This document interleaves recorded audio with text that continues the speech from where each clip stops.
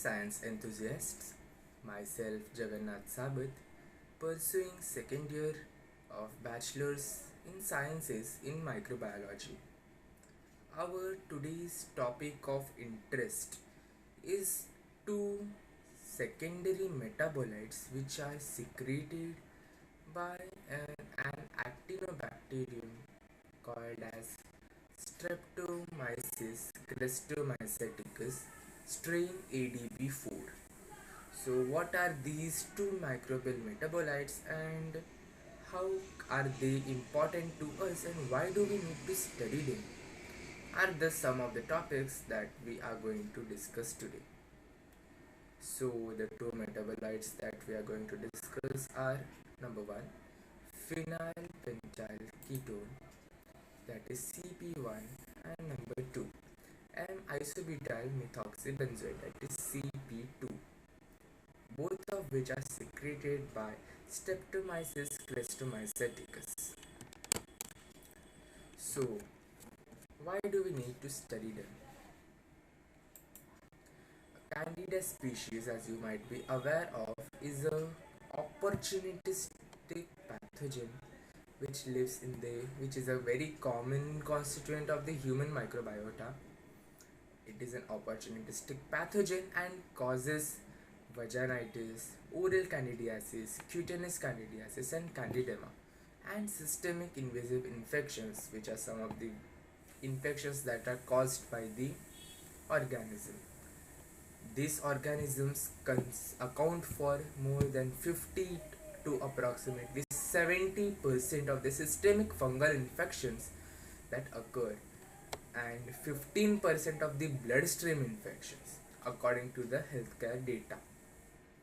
So, Candida albicans, as you might be aware, is a major concern for us indeed, but along with that, the non-albican species have also started to pose a threat as they are constantly becoming drug resistant, as the effect of the antimicrobial drugs that we have is getting lesser and lesser because of overuse or misuse. That is the antimicrobial resistance phenomenon, which is a global concern as of now. Currently, various azoles, that is, azoles are the most widely used drugs along with polyenes, echinocandins, etc., depending on the type of the infection that has occurred. The metabolites of today's discussion have potent anti-candidal activities and hence it is essential for us to study them. So, before we start, we must have the culture of the given organism of study, that is Streptomyces chrestomyceticus. So, the organism was isolated from a desert in Junjunu in India and identified as chrestomyceticus strain ADP4 by 16S RNA sequencing.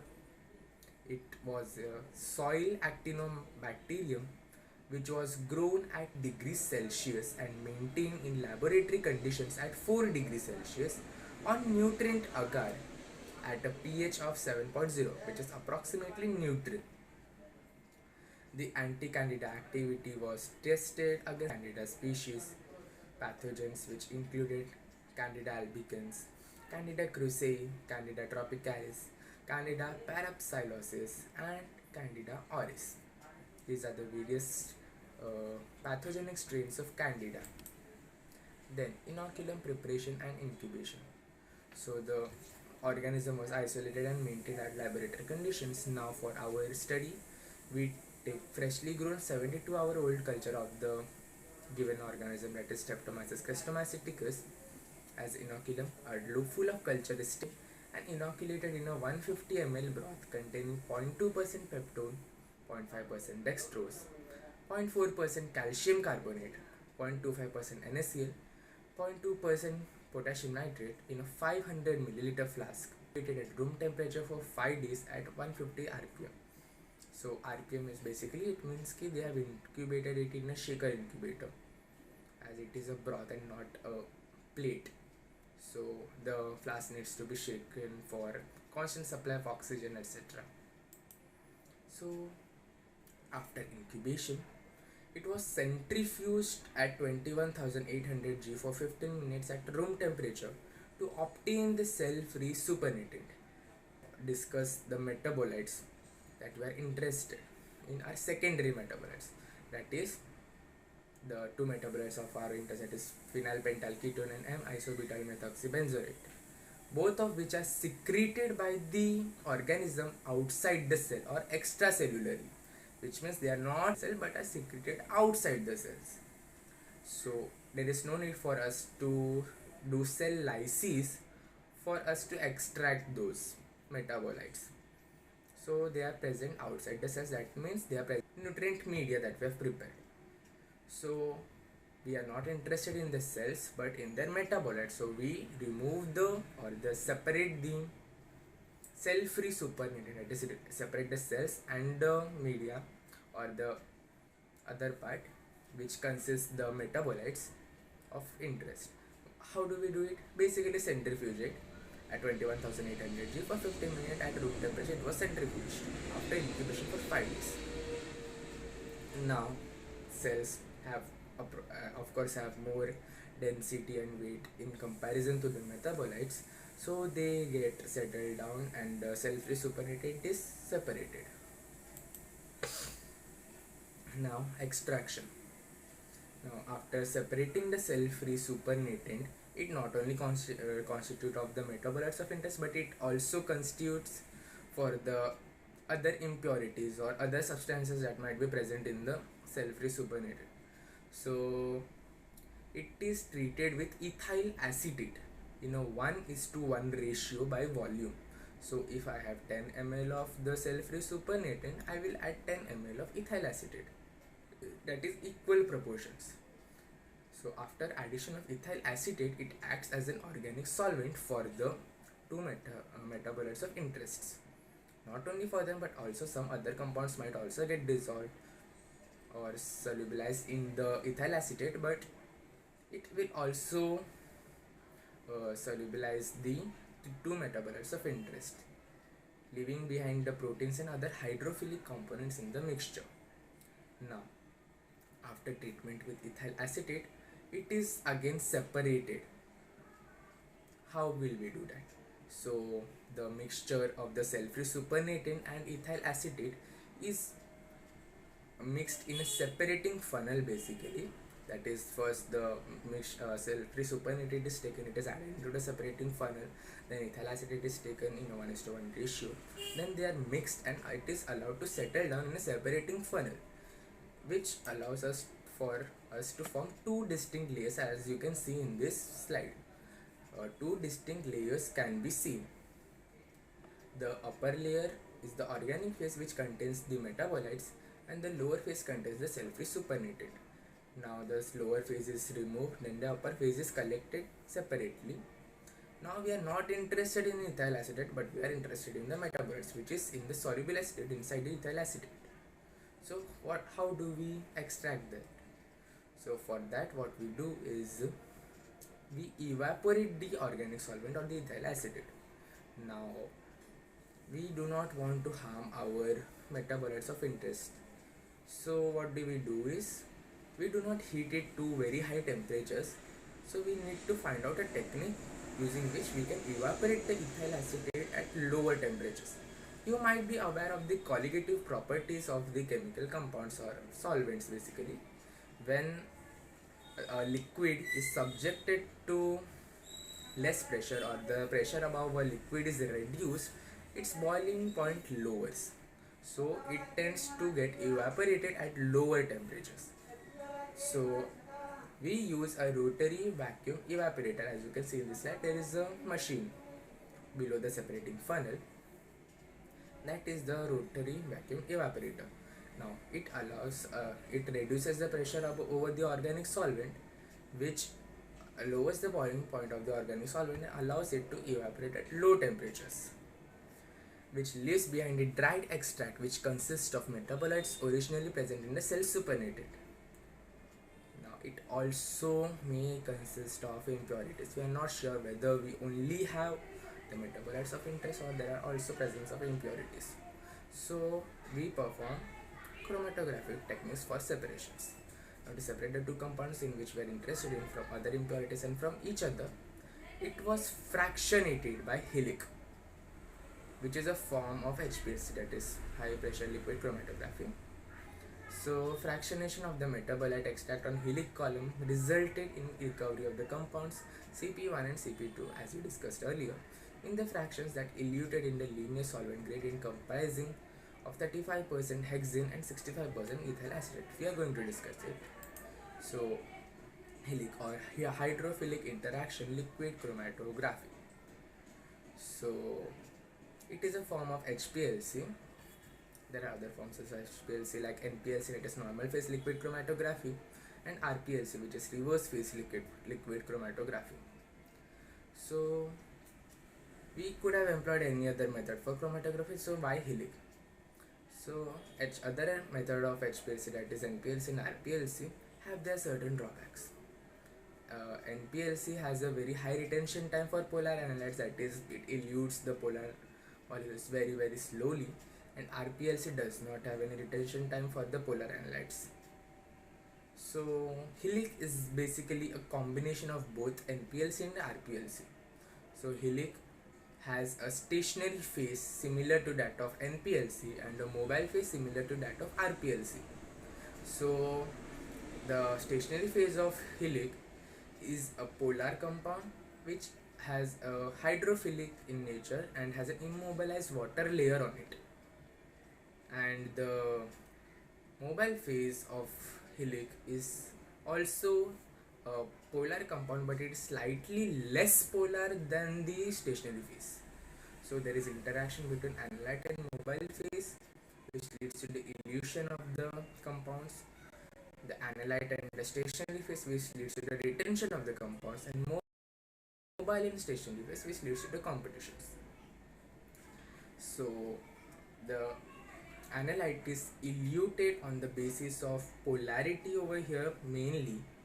There are other interactions like hydrogen bonding, intermolecular interactions, ion exchange chromatographic principle is also applicable over here somewhat. So, but elution basically occurs on the basis of the polarity of the compounds. So, as you can even see in this diagram, there is a stationary phase which has a immobilized liquid layer, water layer, and there is a mobile phase. So, here the elution order is different to that of RPLC, and elution occurs from non-polar compounds being eluted early and the polar compounds being eluted later. What it means is, in RPLC, the first compound to be eluted is a polar compound or highly polar compound, then less polar compounds are eluted. Here it is reverse, that is, first the compounds which would be eluted would be non-polar, then the eluted compounds will have higher polarity, and the most polar compounds would be eluted the last. Now, analysis of relevant fractions on TLC, that is thin layer chromatography, suggested them to be still impure, where further purification was necessary, and to obtain the compounds in pure form, it was essential for us to fractionate them on preparative TLC, which led to the isolation of CP1 and CP2.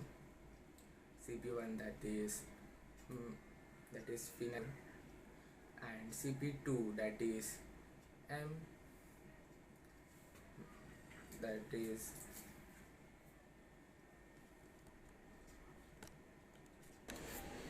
is M-isobutyl methoxybenzoate.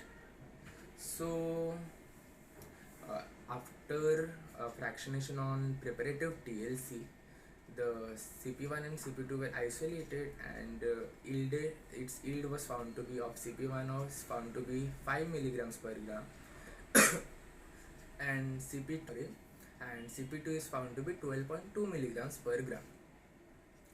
CP1 was found in the light yellow sticky compound, and CP2 was found to be an off-white dusty powder. Now, what is preparative TLC or thin layer chromatography? Thin layer chromatography is based on the principles of adsorption chromatography.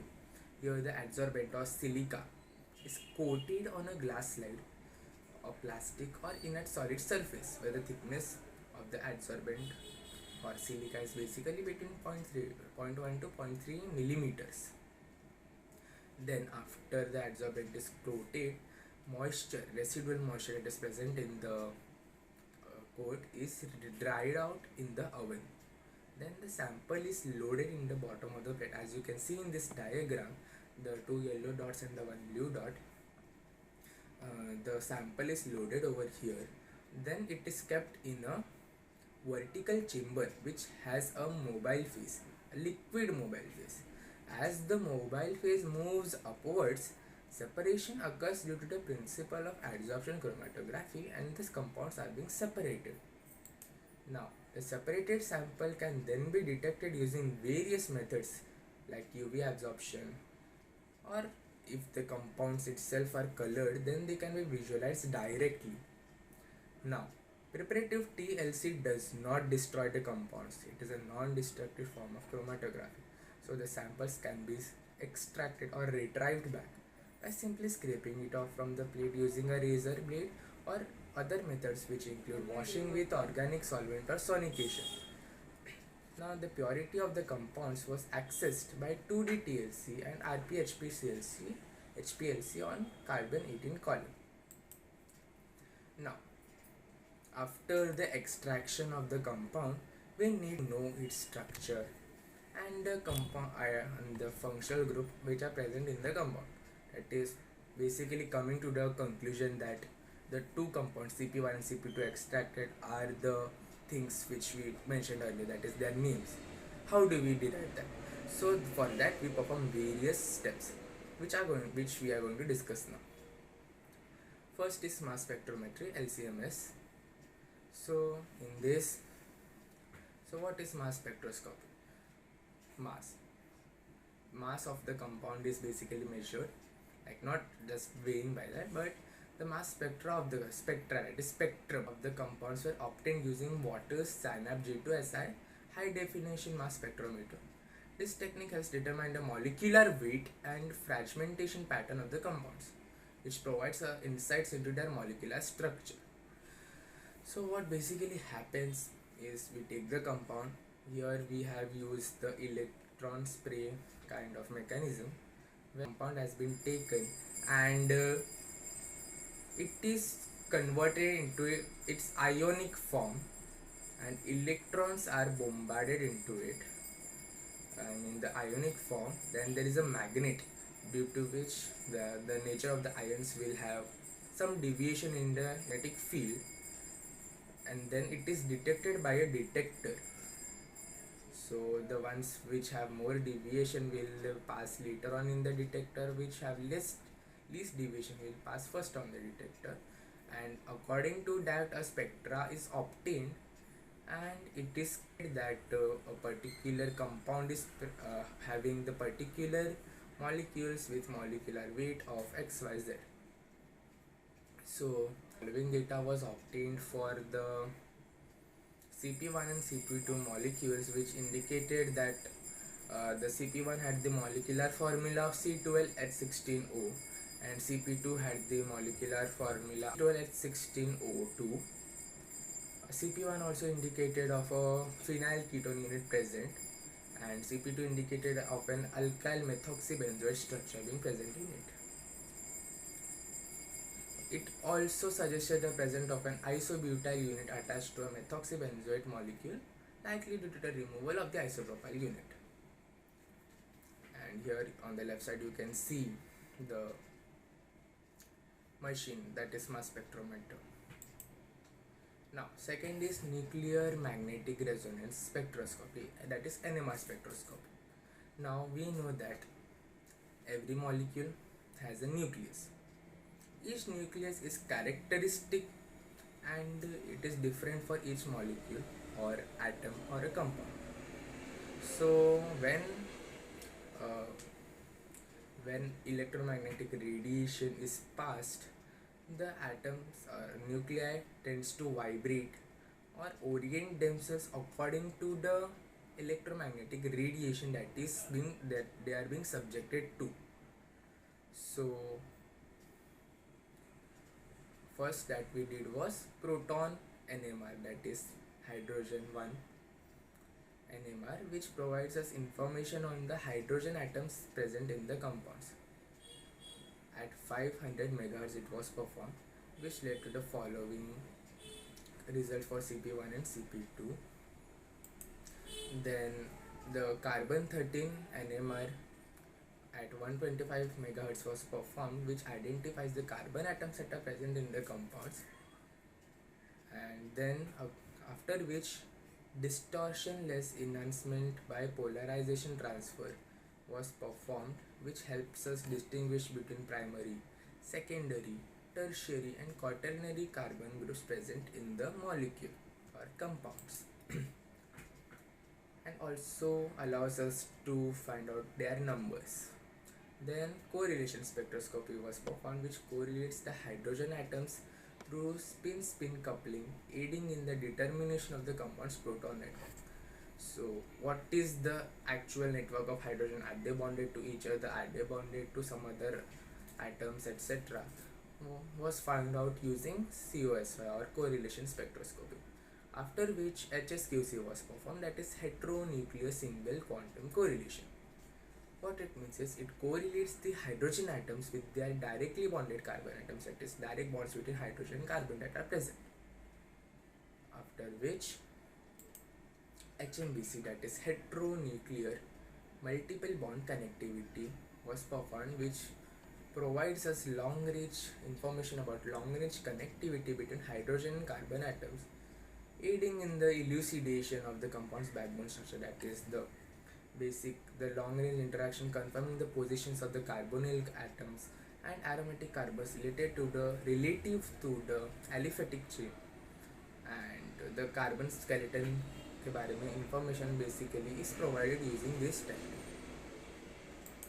After which UV spectroscopy was performed, wherein the compounds were subjected to UV radiation. The absorption or the wavelength at which the compounds absorb maximum wavelength of the UV was found out, and it is characteristic for every molecule, and hence its aromatic nature or whatever. And here the main thing that we're interested in is in conjugation. So UV spectroscopy is basically used to identify the conjugation that is present in the compound. So what is conjugation? That is alternative double and single bonds that are present in a compound.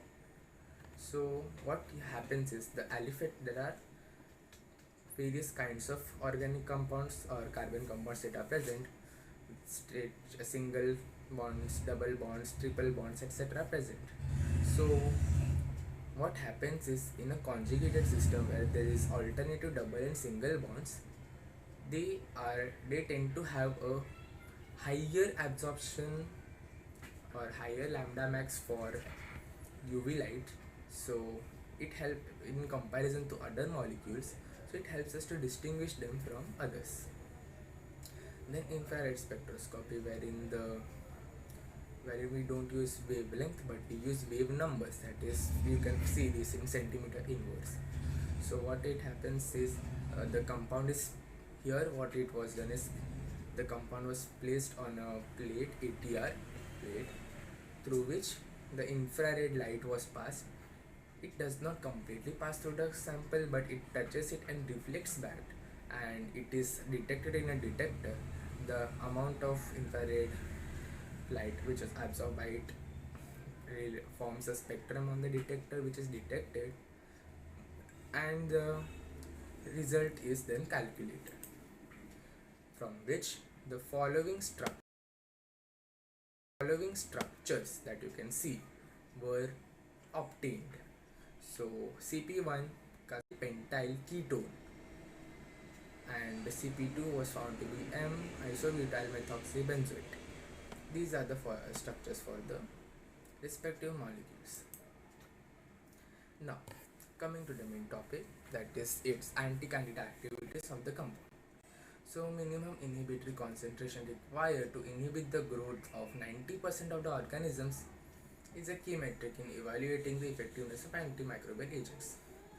The MIC90 values of the compound CP1 and CP2 against C. albicans, C. crucei, C. tropicalis, C. parapsilosis, C. aureus, and S. aureus, that is Staphylococcus aureus, were determined by using microtiter broth dilution method as per CLS guidelines. So, what basically happens is, first we prepare the pathogenic culture, then we prepare the compounds, then we prepare the assay setup, then incubate the setup, then we detect for the growth. So preparation of pathogenic cultures include we first take the suspension of the Candida species and the Staphylococcus aureus from the 24-hour fresh cultures of respective organisms, which standardize the number of organisms in the suspension. We use 0.5 macfarland suspension for this.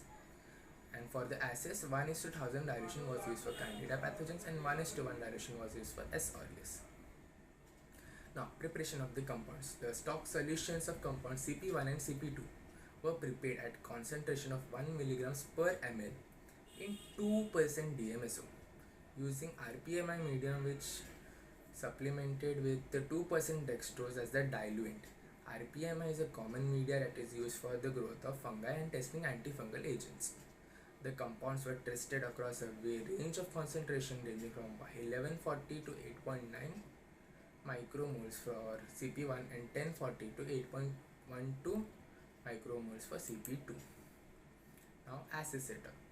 100 microliters of the culture suspension was added to 100 microliters of the compound solution in each well of the 96 well microtiter plate, resulting in a 1:1 dilution in the well, and 2% DMSO was used as a solvent control to account for any effects due to the solvent itself. So basically we need to find out whether the inhibition that is occurring is due to the CP1 and CP2 that we have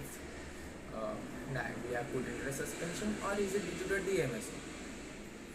So for that the culture control is used. Then after addition into the microtiter plate, it is incubated at 37 degrees Celsius for 48 hours for Candida species and 24 hours for S. aureus. This allows the organisms to grow in the presence of the compounds. Now, if the compounds are effective, they will inhibit the growth. We need to identify that. How will we identify that?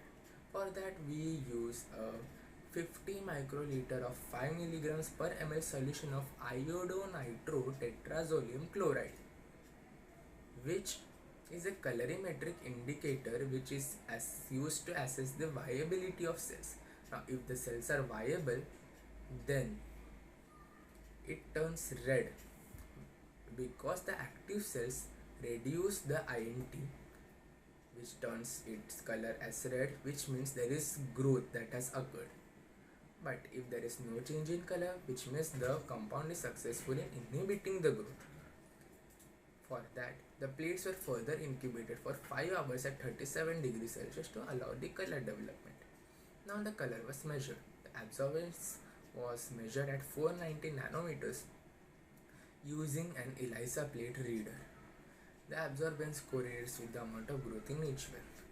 The MIC90 value, the concentration at which 90% of the growth inhibition is observed, was determined from the readings.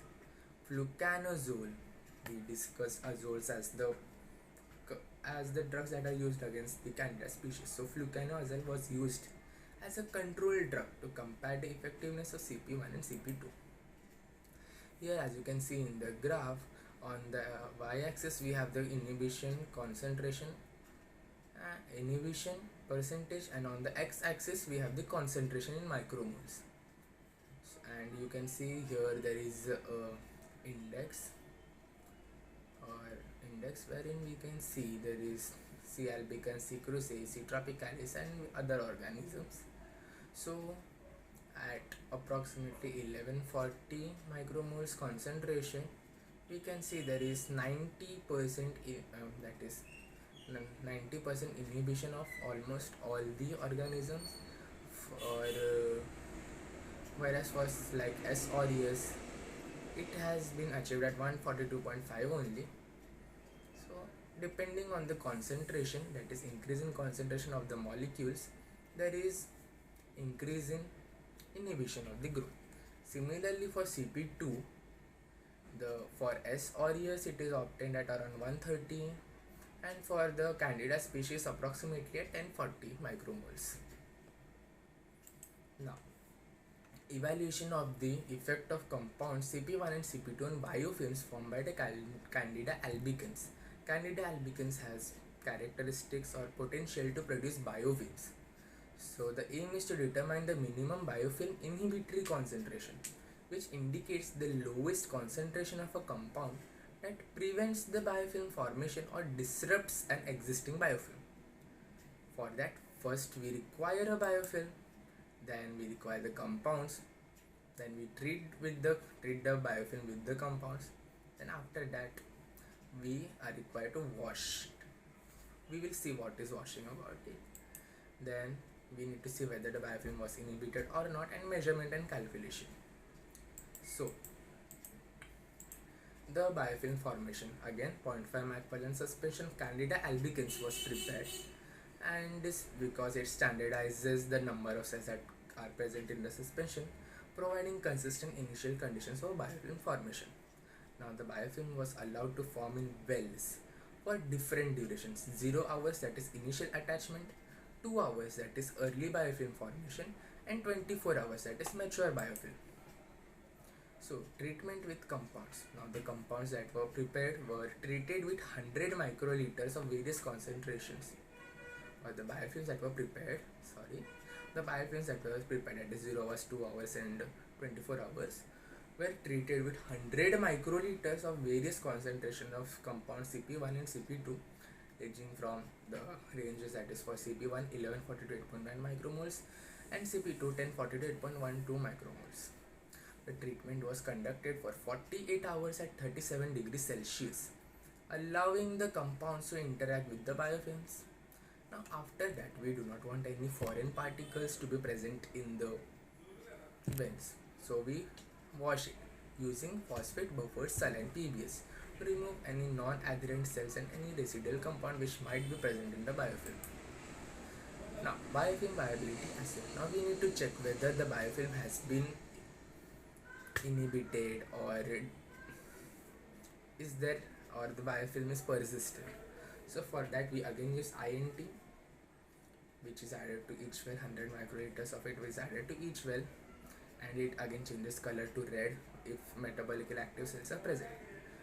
Then the plates were incubated for 5 hours at 37 degrees Celsius to allow sufficient time for color development, after which the absorbance was measured at 490 nanometers using a plate reader like ELISA.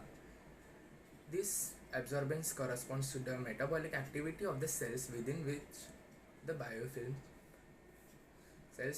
metabolic activity of the cells within the biofilm, providing a quantifiable measure of biofilm viability. The MBIC, or the minimum biofilm inhibitory concentration, was determined based on the absorbance readings, identifying the lowest concentration of CP1 or CP2 that resulted in a significant reduction in biofilm viability compared to the control. So as you can see over here, on the x-axis we have the concentration in micromoles, and on the y-axis we have the inhibition in percentage, and A is for the CP1 and B is for CP2. So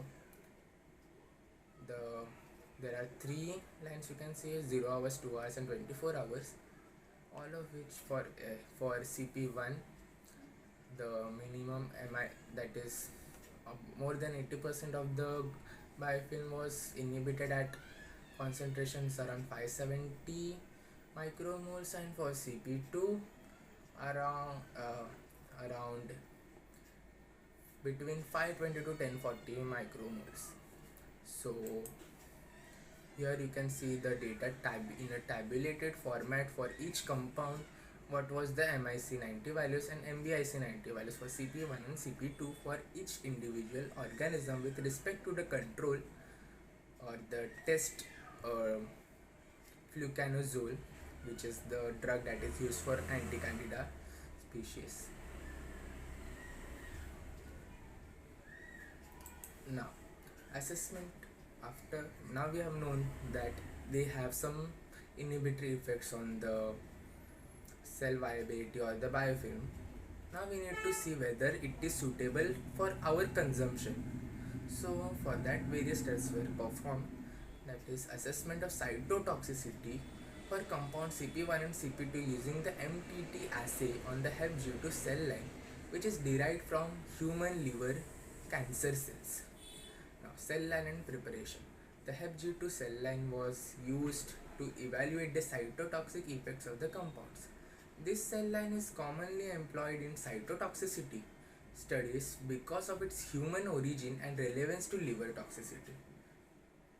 As we know, liver carries out the work of removing the toxic substances from our blood. So what effect can these compounds have on us is basically something that we're trying to study over here.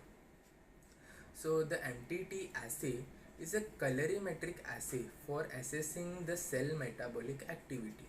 It measures the reduction of MTT, a yellow tetrazole, to purple formazan crystals by mitochondrial enzymes in viable cells. So the mitochondrial enzymes that are present in viable cells reduce the MTT, which is a yellow color tetrazole, to a purple formazan crystals. Okay, so the cells were treated with various concentrations of CP1 and CP2, ranging from 1300 micromoles to 20.31 micromoles, allowing the assessment of dose dependent. Then incubation and measurement. After adding the MTT reagent, incubating for a specific period, the formed formazan crystals are solubilized and the absorbance is measured, usually at a wavelength of 570 nanometers. The absorbance correlates with the number of viable cells, providing a quantitative measure of cell proliferation and viability. Then the calculation of CC50, that is concentration that inhibits 50% of cell growth, known as the CC50 value, was determined from the dose response curve. The CC50 provides an estimate of the compound cytotoxicity with lower values indicating higher toxicity. CP1 cytotoxicity. The compound CP1 exhibited a 50% cell growth inhibition concentration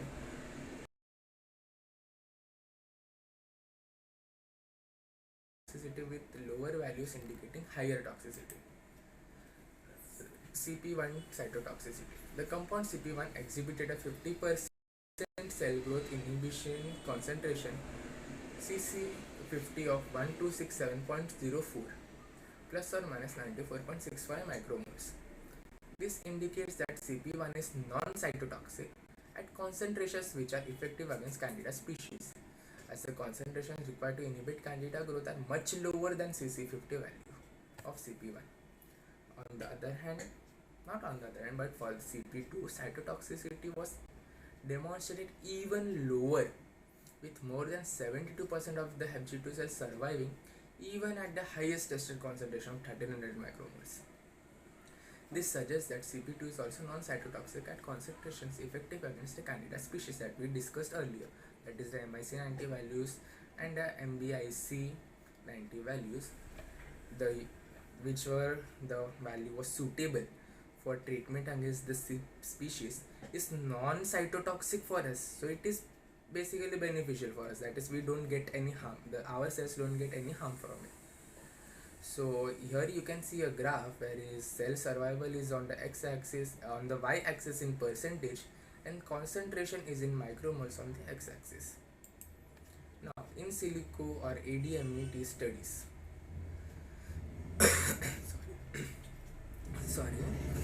the Swiss ADME tool available at the following website was utilized to predict the absorption, distribution, metabolism and excretion properties of the compounds in the human body basically. So this tool evaluates the physiochemical properties including the molecular weight of the compound, lipophilicity, that is lipids, attraction towards lipids, log P, that is hydrogen bond donors, and acceptors, etc. Pharmacokinetics, that is prediction of properties like absorption in the body, blood-brain barrier permeability, that is, you might know there exists a blood-brain barrier that is in the deep, or where in the brain blood does not reach every part of the brain. Only specific part of the brains receive blood, other parts do not receive blood. And potential interaction with metabolic enzymes. So, and the third is drug likeness, assessed using the criteria such as Lipinski's rule of 5, which is a set of guidelines which are used for predicting the oral bioavailability of a compound. It is when you consume a compound or a drug orally, what is its bioavailability in your body. So according to the Lipinski's rule of 5, a compound is more likely to be orally active if it has no more than one violation of the following criteria. First, molecular weight of the compound should be less than 500, so should be less than or equal to 500 Daltons. Its lipophilicity or log P value should be less than or equal to 5. No more than 5 hydrogen bonds donors should be present, and no more than 10 hydrogen bond acceptors should be present. So these are the 4 criteria for the Lipinski rule of 5.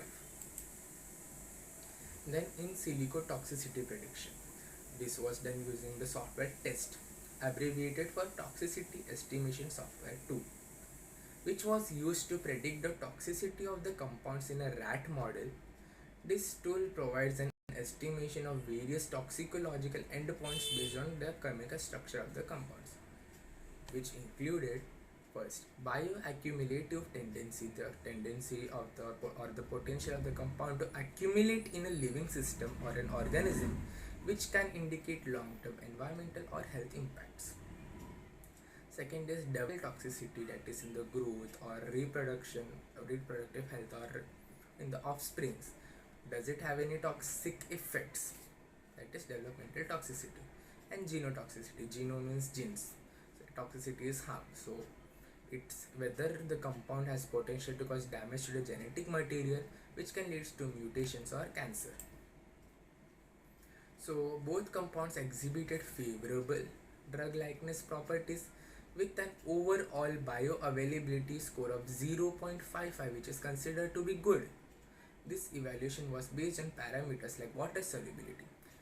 It resulted that the compounds have good solubility in water.